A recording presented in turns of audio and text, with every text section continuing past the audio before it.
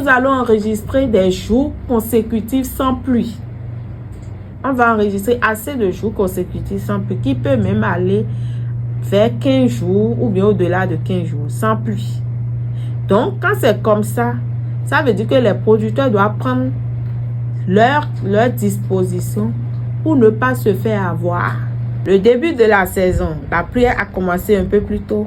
La fin aussi sera un peu plus tôt parce que la fin de la saison, normalement, est prévue entre mi-juillet et la première décade du mois d'août. Voilà que nous sommes en train de dire que la saison va vite prendre fin plus tôt que la normale. Donc, ça veut dire que la fin de la saison est prévue avant mi-juillet. Quand je parle de la grande saison des pluies, la quantité d'eau que nous allons enregistrer dans la première moitié de la saison, c'est-à-dire mars, avril, mai, cette quantité d'eau sera normale, voire déficitaire. Et ça s'explique parce que nous avions dit que les périodes de sécheresse seront longues. La saison va vite commencer. Ça va vite finir. Les quantités d'eau que nous allons enregistrer seront normales, voire déficitaires. Mais les quantités d'eau que nous allons enregistrer en fin de saison sera des quantités d'eau assez raisonnables, c'est-à-dire excédentaires. Ça va être au-delà de la moyenne.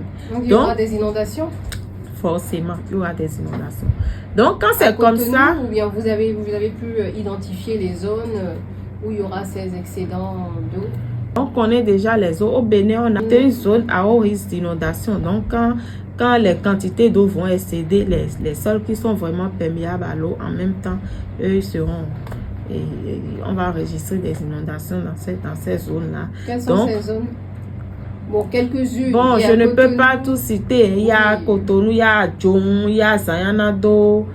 Bon, par rapport à ces résultats, nous avions prévu à l'endroit des producteurs de mettre à terre les variétés à cycle court et résistants au stress hydrique.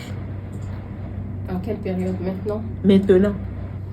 Quelles sont Parce ces que la semence, spécificités-là? bon, ces spécificités, c'est les ATDA qui pourront en donner les détails. Ça ne relève pas de la météorologie. Les cultures, les types de cultures, les types de semences.